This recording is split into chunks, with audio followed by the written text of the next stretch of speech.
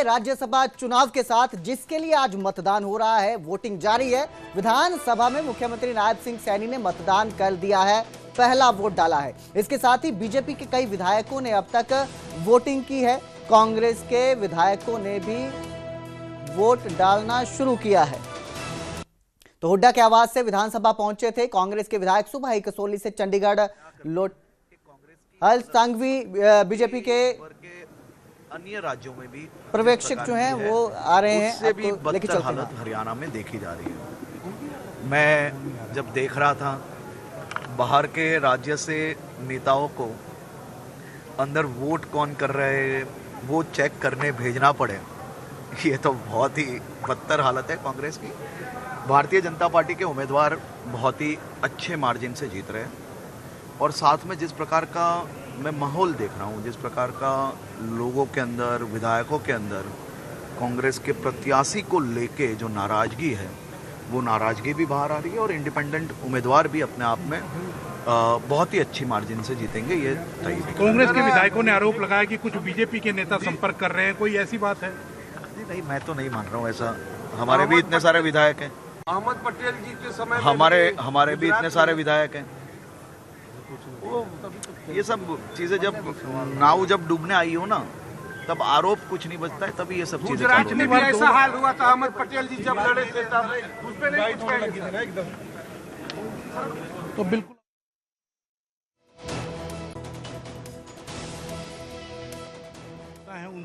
उन्होंने कहा है कि बीजेपी जीत रही है। मेरे सहयोगी अंकित दुदानी हमारे साथ लाइव जुड़े हैं। अंकित, इस वक्त जो है क्या चल रहा है, किस तरह का सारा गणित देखने को मिल रहा है और किस तरह की वोटिंग चल रही है? कांग्रेस के प्रत्याशियों को, कांग्रेस के विधायकों को एक कहना सिक्योरिटी के तहत कभी एक शहर में कभी दूसरे शहर में इकट्ठे करके ले जाया गया। उससे लगता है कि कोई ना कोई डर उनके दिल में है और ये डर जो कोई भी अप्रत्याशित रिजल्ट कांग्रेस के हिसाब से देने वाला। क्या लगता है बीजेपी का उम्मीदवार तो जीत ही रहा है, लेकिन निर्दलीय उम्मीदवार की जीत सुनिश्चित कर पाएंगे? इन हालातों से, जैसे 2 दिन से हालात कांग्रेस के हैं, तो मुझे विश्वास है कि निर्दलीय प्रत्याशी भी बहुत अच्छे मार्जिन से जीतेंगे। तो बिल्कुल आप देख सकते हैं विपुल गोयल कैबिनेट मंत्री हैं और यही कह रहे थे कि उन्हें पूरा विश्वास है कि वो जीत पाएंगे, इसमें कोई दो राय उनको नहीं लग रही है। और हमारे साथ और भी कैबिनेट मंत्री हैं, उनसे बात करेंगे। कैबिनेट मंत्री राव नरबीर हैं, उनसे बात करेंगे। राव साहब, क्या कहना चाहेंगे? एक बीजेपी का उम्मीदवार तो जीत ही रहा है, निर्दलीय उम्मीदवार की जीत कैसे देखा? देखो 5 बजे पता लगेगा। प्रत्याशी जब खड़ा होता है तो उसके मन में उम्मीद ये होती है कि भाई मैं जीतूंगा, बाकी वोटों के ऊपर है। मुझे उम्मीद है कि हमारा प्रत्याशी दूसरा भी जीतेगा। तो कहीं ना कहीं कांग्रेस क्रॉस वोटिंग होगी। जो निर्दलीय प्रत्याशी खड़ा हुआ, इनेलो और इंडिपेंडेंट एमएलए ने खड़ा किया। भाजपा की जो ज़्यादा वोटें हैं बची हुई, वो हम उनको दे रहे हैं और वो जैसा वो कहता है कि भाई मेरी वोट दे रहे हैं, तो उस हिसाब से लगता है कि हम वो चुनाव भी जीतेंगे। तो बिल्कुल आप देख सकते हैं कि राव नरबीर सिंह कैबिनेट मंत्री हैं और यही कह रहे हैं कि जो भाजपा की जो बची हुई वोटें हैं वो हम दे रहे हैं और निर्दलीय जो विधायक हैं वो भी देते हुए नजर आ रहे हैं। तो कहीं ना कहीं उम्मीद है कि जो निर्दलीय जो प्रत्याशी खड़ा है वो भी जीत दर्ज करते हुए नजर आएगा। जी बिल्कुल अंकित, क्योंकि एक तरफ जहां बीजेपी दावा कर रही है कि वो जीत रही है, वहीं कांग्रेस जो है, कांग्रेस ने जिस तरह की रणनीति दिखाई थी उससे कहीं ना कहीं लग रहा है कि डर उनके मन में साफ था, इसी वजह से ये रणनीति देखी गई। अंकित, एक यहाँ पर एक तस्वीर और देखने को मिली थी कि आज पूर्व मुख्यमंत्री भूपेंद्र सिंह हुड्डा जो है वो चंद्रमोहन के साथ आते हैं, चंद्रमोहन बिश्नोई जो रहते हैं साथ आते हैं, तो कहीं ना कहीं कांग्रेस भी एकजुटता का संदेश देती इस बार दिख रही है। बिल्कुल, चंद्रमोहन के साथ भूपेंद्र सिंह हुड्डा हो, मोहम्मद इलियास हो या दूसरे जो विधायक हैं वो गाड़ी में आए। 2 जो बसें आई उनके अंदर बाकी के विधायक आए। तो कहीं ना कहीं डर जरूर सता रहा है कांग्रेस को कि वो जीत पाएंगे या नहीं, इसीलिए कहीं ना कहीं इकट्ठा करने में वो लगे हुए हैं। और इकट्ठा करके 3 दिन तक जहां उन्होंने शिमला ले जा कर के रखा और उसके बाद अब जो है वो यहाँ लाए हैं, इकट्ठे बसों में ही लेकर के यहाँ पहुँचे हैं। तो कहीं ना कहीं डर जरूर सता रहा है कांग्रेस को, और क्योंकि पहले भी 2 बार ऐसा हो चुका है और अभी तीसरी बार है। अगर तीसरी बार भी इस तरह का काम होता है तो कहीं ना कहीं एक हैट्रिक भारतीय जनता पार्टी की हो जाएगी, और भारतीय जनता पार्टी की अगर हैट्रिक हो जाती है तो वो राजनीतिक रूप से काफ़ी मजबूत होंगे, क्योंकि जिस तरह से पहले भी 2 बार आर के आनंद की बात हो या बात हो जो दूसरे उम्मीदवार थे अजय माकन, उनको भी हार का मुंह देखना पड़ा था। तो कहीं ना कहीं ये एक महत्वपूर्ण हो जाता है, और महत्वपूर्ण इसलिए भी हो जाता है कि अब निर्दलीय उम्मीदवार जो है वो भारतीय जनता पार्टी के ही प्रदेश उपाध्यक्ष हैं, वो खड़े हैं। तो हमारे साथ जो हर्ष सांघवी हैं, गुजरात के डिप्टी चीफ मिनिस्टर हैं, उनसे बात करेंगे। हर्ष जी, आपसे बात करना चाहेंगे, आपसे यही चाहेंगे कि किस तरह से देखते हैं कांग्रेस की जीत को, क्योंकि कांग्रेस के जो विधायक हैं वो दावा कर रहे हैं कि हमारे पास 37 नहीं 38 विधायक हैं और हमारे जीत सुनिश्चित है।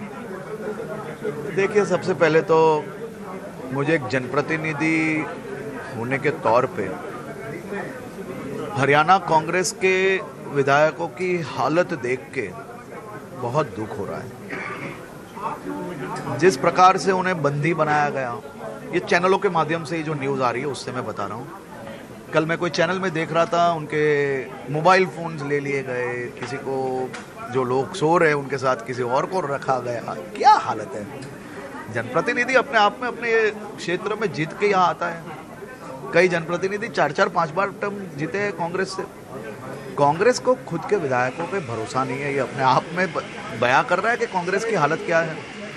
भारतीय जनता पार्टी के उम्मीदवार बहुत ही अच्छी तरह से जीतेंगे, और जिस प्रकार से इंडिपेंडेंट उम्मीदवार का हरियाणा में सभी जनप्रतिनिधियों के साथ संबंध है और जिस प्रकार से वो कार्य कर रहे हैं, उनका विजन है, मैं जरूर ये मान रहा हूँ कि वो भी अपने आप में अच्छा कर रहे हैं और वो भी जीतेंगे। क्या मानते हैं कि एक रणनीति का हिस्सा था कांग्रेस का कि वो विधायकों को लेकर के गए और कोई टूट फूट ना हो, इसलिए इकट्ठा रखा उन्होंने? देखिए, ऐसा नहीं होता, ये अविश्वास का कारण है। और अविश्वास कौन से लेवल पे, ये तो देखिए आप, उन्हें बाहर के राज्य के व्यक्ति को भेज के मतदान चेक करना पड़ा। इंचार्ज तो हर जगह पे मिलेंगे आपको। मतदान केंद्र के अंदर कभी किसी इतने साल के चुनाव में आपने किसी को देखा है कि वोट चेक करने वाले बाहर से आए लोग? ये हालत है कांग्रेस। भाजपा के कैंडिडेट को किस तरह से देखते हैं, क्योंकि जो भाजपा नंबर 1 बहुत ही अच्छी तरह से जीतेंगे, और भाजपा अब की बार हैट्रिक लगाएगी, क्योंकि 2 बार भी कांग्रेस के कैंडिडेट नंबर होते हुए भी हार गए थे। आप देखिए, शाम तक रहा देखिए। तो बिल्कुल आप देख सकते हैं कि हर्ष सांघवी जो गुजरात के डिप्टी चीफ मिनिस्टर हैं और पर्यवेक्षक के तौर पर हरियाणा में लगाए गए हैं, उनका यही कहना है कि कांग्रेस के विधायक जो हैं उनका ऊपर कांग्रेस को ही विश्वास नहीं है और वो विश्वास खो चुके हैं, और उनमें से काफ़ी जो विधायक हैं वो निर्दलीय के पक्ष में मतदान करते हुए नजर आएंगे। बिल्कुल अंकित, क्योंकि डर तो कांग्रेस को सता रहा है, रणनीति इस तरह की है, समीकरण इस तरह से है, और जिस तरह का इतिहास है, अगर हम बात करें 2016 की, और जो 2016 में हुआ था, जिस तरह से स्याही कांड जो हुआ था, उसके बाद लग तो रहा है इस तरह से कि जिस तरह से इस बार भी अगर ऐसा कुछ होता है, रणनीति जो समीकरण है वो पलटते हैं, तो कांग्रेस के लिए बहुत बड़ा घाटा ये साबित हो सकता है। वहीं मैंने अभी तक जहां तक नोटिस किया, विनेश फोगाट जो जोलाना से कांग्रेस के विधायक हैं, वो भी हमें अभी तक नजर नहीं आए हैं। कोई अपडेट आपको उनके बारे में जानकारी, वो पहुंचे विधानसभा अभी तक? बिल्कुल, विनेश फोगाट और कुलदीप वत्स 2 विधायक ऐसे हैं वो अभी नहीं पहुंचे हैं। दीपेंद्र हुड्डा उनको लेकर के यहाँ सदन के अंदर आएंगे। दीपेंद्र हुड्डा अपनी कोठी पर, भूपेंद्र सिंह हुड्डा की कोठी पर ही उनका इंतजार कर रहे हैं, और वो दोनों विधायक जब वहाँ पहुँचेंगे तो उनको लेकर के वो यहाँ पहुँचेंगे वोट डलवाने के लिए। तो हालांकि बिल्कुल ठीक बात है आपकी कि अभी तक दोनों विधायक यहाँ नहीं पहुँचे हैं, और कुछ ही देर के बाद वो यहाँ पहुँच करके वोटिंग करते हुए नजर आएंगे। जी बिल्कुल, क्योंकि अंकित बड़ा दिन है आज कांग्रेस के लिए, तो बड़ा दिन है क्योंकि कांग्रेस का 1 सीट जीतने का दावा है, और अगर इतिहास दोबारा अपने आप को रिपीट करता है, जिस तरह 2016 में हुआ था, जिस तरह जो 14 वोट हैं वो अमान्य घोषित किए गए थे, इस तरह का कुछ खेल इस बार भी मिलता है देखने को, तो कहीं ना कहीं किरकिरी होती कांग्रेस की नजर आती है, जिसका डर सीधा सीधा कांग्रेस को भी नजर आ रहा है। उसी के चलते इस तरह की रणनीति बनाई गई है, लेकिन एकजुटता का संदेश कांग्रेस यहां देती दिख रही है, क्योंकि अगर हम चाहे चंद्र मोहन की बात करें, कुलदीप वत्स की बात करें, तो एकजुटता का संदेश वो दे रहे हैं कहीं ना कहीं। तो बिल्कुल इसमें कोई दो राय नहीं है, क्योंकि इकट्ठे लेकर के आना, एक बसों के अंदर लेकर के आना, गाड़ियों के अंदर लेकर के आना और ला करके जो एलओपी का ऑफिस है उसके अंदर सबको बैठा देना, फिर दो दो करके उनको वोटिंग के लिए भेजना, तो कहीं ना कहीं एकजुटता जरूर दिखाई जा रही है। लेकिन जिसको अगर खेल करना है तो वो किसी भी समय खेल कर सकता है, वो कितनी भी एकजुटता दिखा दी जाए। लेकिन जब खेल होता है तो क्योंकि पहले भी अगर बात की जाए तो पहले भी इसी तरह का खेल होता रहा है। 2000 वो बात करें आर के आनंद के समय की, या कार्तिकेय शर्मा जब चुनाव जीते थे, अजय माकन जब चुनाव आ रहे थे, उस समय भी एकजुट दिख रहे थे सभी विधायक, लेकिन फिर भी खेल हो गया। तो अभी भी खेल अगर होना होगा तो जरूर होगा, वो कितनी भी एकजुटता कांग्रेस दिखाती रहे। जी बिल्कुल अंकित, आप इस पूरे समीकरण पर आज नजर बना के रखिए, हम आपके पास फिर दोबारा आएंगे। फिलहाल आप नजर रखिए किस तरह से वोटिंग चल रही है और क्या आज देखने को मिलता है। अहम दिन है आज कांग्रेस के लिए, तो खासकर अहम दिन माना जा रहा है। बहुत बहुत शुक्रिया हमारे साथ जुड़ने के लिए। तो अब आपको बताते हैं कि किस तरह का समीकरण रहेगा। राज्यसभा चुनाव में 2 सीटें हैं, रामचंद्र जांगड़ा और किरण चौधरी जो हैं उनका कार्यकाल समाप्त हो रहा है, उसी के चलते ये वोटिंग हो रही है। और आपको बता दें कि कैसे ये खेल जो है ये बिगड़ सकता है। 31 वोटों की जरूरत है जीतने के लिए। बीजेपी के 17 विधायक समर्थन दे रहे हैं, समर्थन देंगे। जो सतीश नांदल है निर्दलीय खड़े हुए हैं, उनको 31 वोट चाहिए जीतने के लिए। 17 अगर बीजेपी के समर्थन देते हैं तो उसके बाद भी उनको जीतने के लिए 14 वोट जो है वो और चाहिए। 31 वोट क्योंकि टोटल चाहते हैं, तो 3 निर्दलीय और 2 इनेलो एमएलए के वोट मिलने। अगर हम एक समीकरण बना रहे हैं किस तरह से सतीश नांदल जो है वो जीत सकते हैं और खेल बिगड़ सकता है। बीजेपी के 17 विधायक अगर समर्थन दें, क्योंकि 31 वोट जीतने के लिए चाहिए, 48 विधायक बीजेपी के पास अपने हैं। अब राज्यसभा चुनाव में कब कम गेम बदली ये भी आपको बताते हैं। 2016 में कांग्रेस के 14 एमएलए के वोट अमान्य घोषित हुए थे। स्याही बदलने से गेम बदल गई थी। जो वोटिंग की प्रक्रिया होती है उसमें एक ही पेन से सबको वोट करना होता है, जो राज्यसभा की ओर से जो दिया जाता है विधानसभा में जो भी आपके विधायक रहते हैं उनको। लेकिन स्याही बदलने से ये कांड हुआ था। निर्दलीय उम्मीदवार सुभाष चंद्रा इस चुनाव में जीते थे। कैसे 2022 में गेम बदली थी ये भी समझिए। कांग्रेस के एक एमएलए का वोट अमान्य घोषित हो गया। एक जो विधायक थे उनका वोट अमान्य घोषित होता है और अजय माकन इस तरह से कांग्रेस से हार जाते हैं। हालांकि जीत पक्की थी, इस तरह के समीकरण थे कि वो जीतेंगे, लेकिन एक वोट अमान्य घोषित होने से हार जाते हैं। वहीं निर्दलीय उम्मीदवार कार्तिकेय शर्मा ये वोट जीत जाते हैं, चुनाव जीत जाते हैं।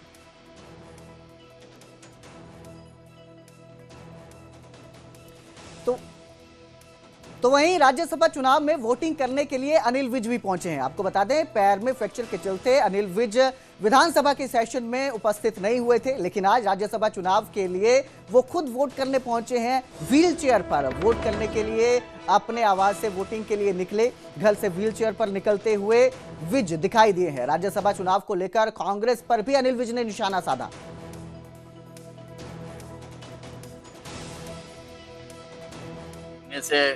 मेरे पैरों में दोनों में फ्रैक्चर हुआ मैं घर पे था, लेकिन वोट डालने तो जाना है। व्हील चेयर पे जाऊं चाहे स्ट्रेचर पे जाऊं, वोट डालने तो जरूर जाऊंगा।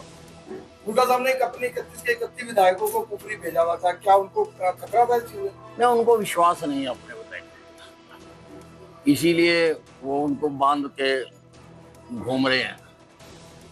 2 सीटें अभी सब कितनी क्या मानते हैं आप? 2 है, दोनों जीतेंगे। तो इस सब के बीच इनेलो अध्यक्ष अभय चौटाला ने राज्यसभा चुनावों को लेकर बड़ा बयान दिया और सीधा सीधा कहा कि उन्हें नहीं लगता है कांग्रेस अपने उम्मीदवार को बना पाएगी। आज अगर किसी नेता को पैसा दिखाकर अपनी ओर किया जाए तो वो राजनीति नहीं है, क्योंकि 2 विधायक जो रहते हैं वो इनेलो के भी रहते हैं, वो भी वोट करेंगे। इसको लेकर भी अब अभय चौटाला ने पहले भी बयान दिया था कि जो पूर्व नेता भूपेंद्र सिंह हुड्डा है उन्होंने बयान दिया था सबसे पहले कि इनेलो जो है इसमें वोट ना करे। नसीहत दी गई थी उनकी तरफ से, क्योंकि 2 विधायक हैं, अगर वो बीजेपी को वोट करते हैं तो वो बीजेपी में काउंट होंगे। और इसी पर अब कहना है अभय चौटाला का कि आज किसी नेता को अगर पैसे दिखाकर अपनी ओर किया जाए तो वो राजनीति नहीं है। जो कांग्रेसी दावे कर रहे हैं मुझे लगता नहीं वो अपने आप को कहीं बचा पाएंगे। जिस किस्म की अफवाहें तुम्हारी सोशल मीडिया पे चल रही है कि 20-20 करोड़ रुपए एक मेंबर को दिए जा रहे हैं, आज जनप्रतिनिधियों को पैसा दिखा करके कोई कमजोर करना चाहे तो मान के चलो वो राजनीति नहीं है। इस तरह की हॉर्स ट्रेडिंग करके प्रदेश को पीछे ले जाने का काम किया जा रहा है। और जो बिकने वाले जनप्रतिनिधि हैं उनसे कोई क्या उम्मीद करेगा? जो बिक जाएगा उससे कोई ये उम्मीद कर सकता है कि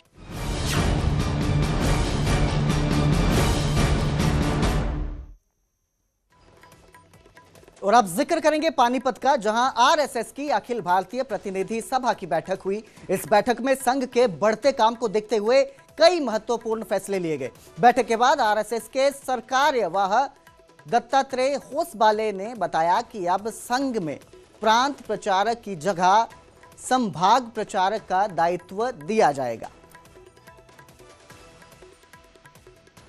संघ की एक शाखा होती है, नहीं संगठन के दृष्टि से एक स्थान ज्यादा हो गया, इतना हमारे कहना नहीं है।